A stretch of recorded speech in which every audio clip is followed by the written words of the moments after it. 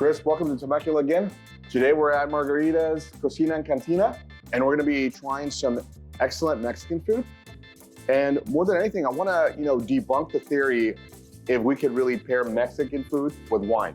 No, I'm excited. Thank you again. You're always a good host. And it's one thing to pair wine. We talk about traditional wine pairings. You might talk about something fancy as like foie gras, but like who has access to that kind of stuff? Right. And I'm excited to be here at Margarita's Cantina because the idea is these are way more accessible foods that we would normally eat during the month, right? Right. So we're gonna pair some traditional Mexican foods that are made at a high quality and pairing up to see what wines go with what. Awesome. So today, our first dish we're gonna be trying out is with your rosé. And this is a Aguachile. So interestingly enough, I wanted to avoid the standard anything mariscos, seafood style goes with white wine. So I picked this dish. It looked really interesting. Aguachile is starting to become way more popular and made in a bunch of different ways. This one specifically has cilantro, it has cucumber, it has red onion, and then it has this creamy avocado on top. But what I really cued in on is that it was marinated in a serrano, like lime marinade, right? So we're expecting something citrusy, we're expecting something maybe a little spicy. So what that made me think is that the rosé, because a little bit of that residual sugar might do well with something slightly spicy, right? So we're gonna go ahead and try something a little new, but I'm pretty sure it's gonna go well. Awesome. Well, let's first pour yourself some wine. Of course. And how normally do you have your aguachile? I personally always enjoy it without the tostada.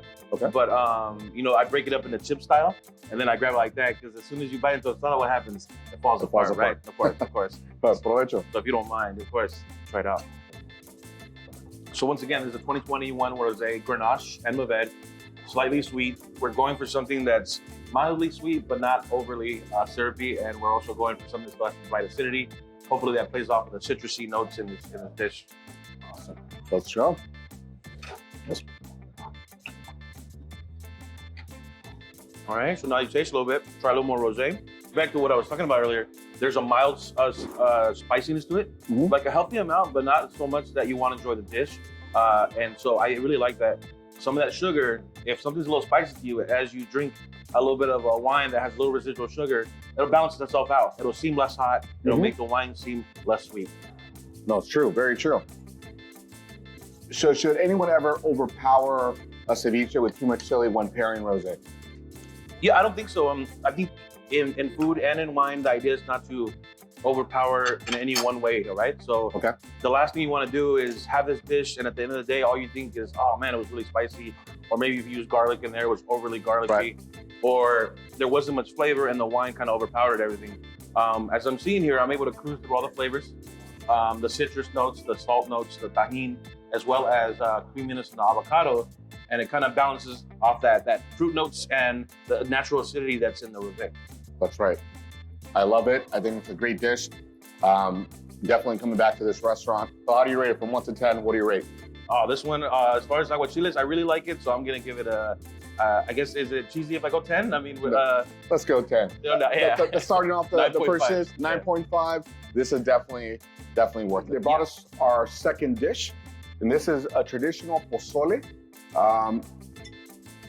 which is hominy, pork, and the broth. So this heavy broth that has a lot of flavor, right? And on the side comes all the fixings. You have cilantro, you have repollo, it's cabbage. We have red and the green repollo.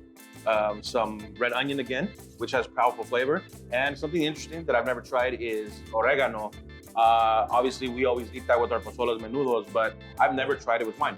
This will be the first time. For sure, this reminds me of Abuelita's house. You know, she'd be hooking it up, tortillas all day, as many as you wanted. But the interesting thing is that we're trying today a white wine, the Alvareño and Grenache Blanc blend, 2021. This one's really citrusy, fruit forward, not sweet, but not super tart either. We're not going for bitter or too acidic. And I like that it's cold and we're gonna have a hot dish, right? Because as Latinos, especially Mexicanos, what do we love? Caldito de res, albóndiga, all those things that have a nice, good temperature. And one thing that I wanna make sure people that are a little newer to this know that some of my reds that are from a warmer region, they tend to have more alcohol than these lower alcohol whites and rosés. And to me, that's important to maybe go with something that's a little more restrained on alcohol when you're eating something hot. And I'm talking about temperature hot. Right. Right. So because then they'll accentuate each other, and then it might become overpowering. So go for a low alcohol red, something you can chill, or a white or a rosé. With this kind of dish, I think you're going to be pretty happy. Awesome.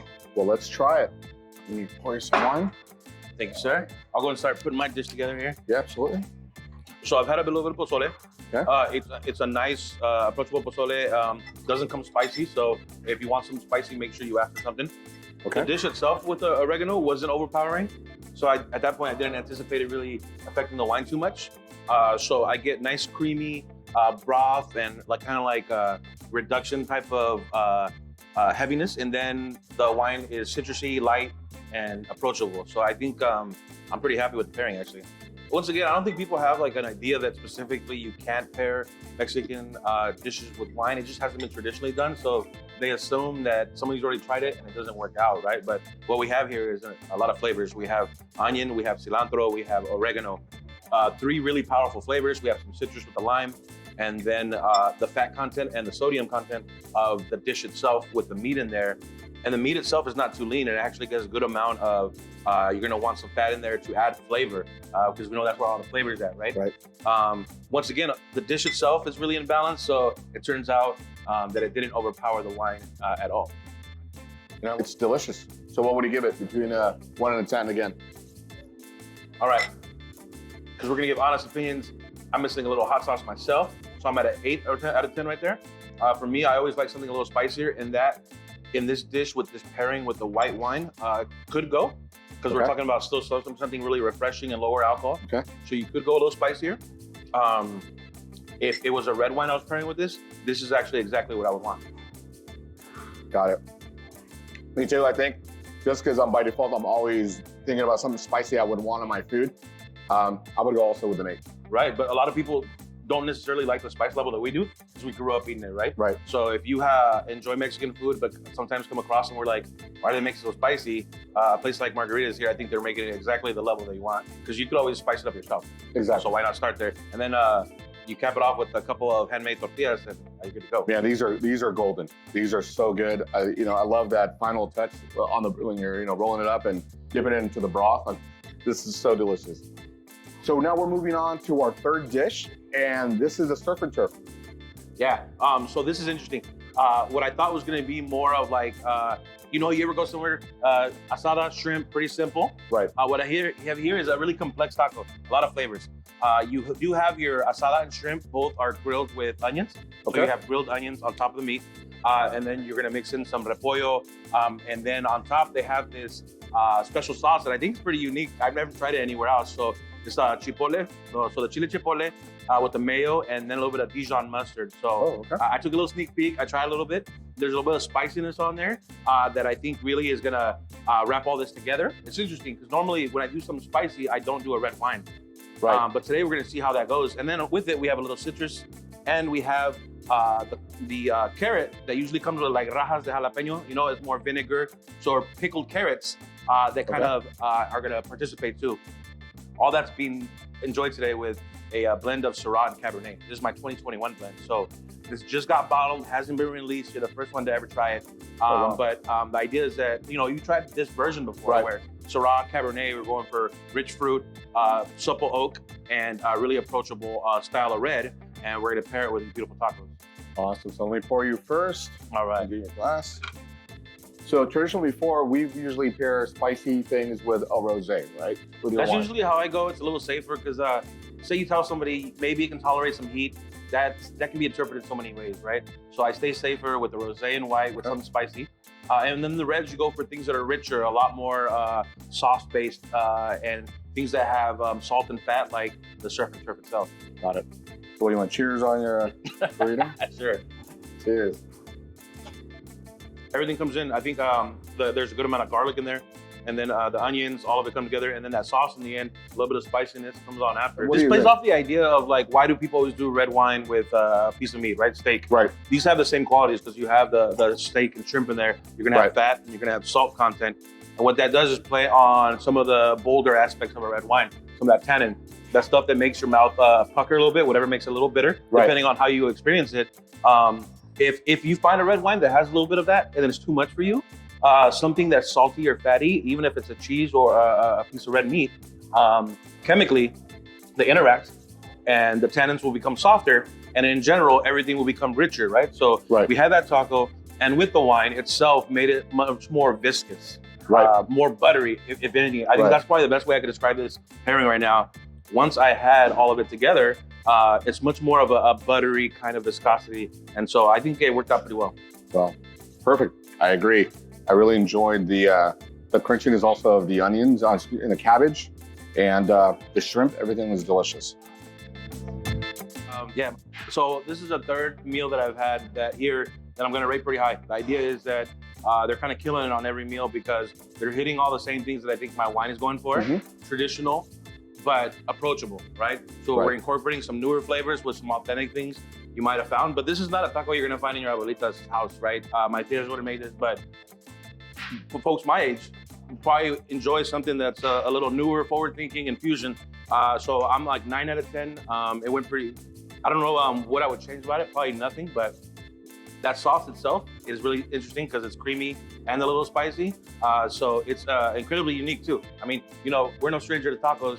I doubt I've ever gone anywhere and not had a taco there. So I still find this one unique. So that's pretty interesting. So what do you give it from 1 to 10? 9 out of 10. 9 out of 10. I think. I mean, I give it a 9.5. I finished mine. So excuse me while I finish the taco. Sorry. Yeah, finish the taco first, then give me your rating, right? What do you do? No, it's still a 9. All right, awesome. All right, Chris, so this is our final and last dish. We're gonna end with a barbacoa and your 2019 Sol Tierra. Tell me about the dish. Yeah, that's right. So we're on the last one. We're gonna celebrate, so we pre-poured pretty heavy on this one.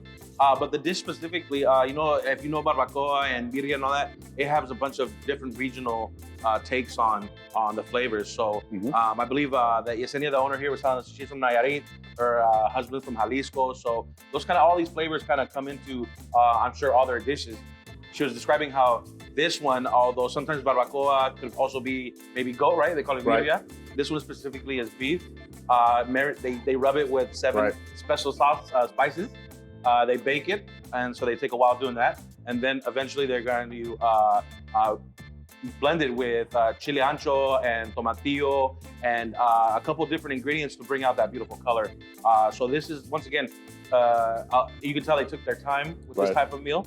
All their meals are pretty intricate. Nothing seems like they just kind of slapped together. So I'm pretty sure this is going to be rich, bold, and really a good experience. I'm going to take that first dig in here. So wow, it just falls apart, man. This is perfect. So I'm gonna try it without the tortilla. I'll try it by itself first. So technically, if you're having a meal, sometimes that's how you want to see whether it really did blend together before you start complicating it. But we also have on deck our tortilla and our tapatio just to kind of dress it up as we like too. Absolutely. That's a lot of flavor. Wow. You know, Yesenia kind of mentioned a couple of the spices. I'm not gonna pretend like I remember them, but there's some distinct flavors that are jumping out to me. I think we even talked a little bit about nutmeg.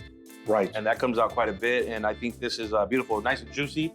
Specific dish doesn't have any spice level to it, so I think once again this is something I'm much more comfortable pairing with the red wine. This has actually been one of my favorite dishes, so I think this one I will give it a 10.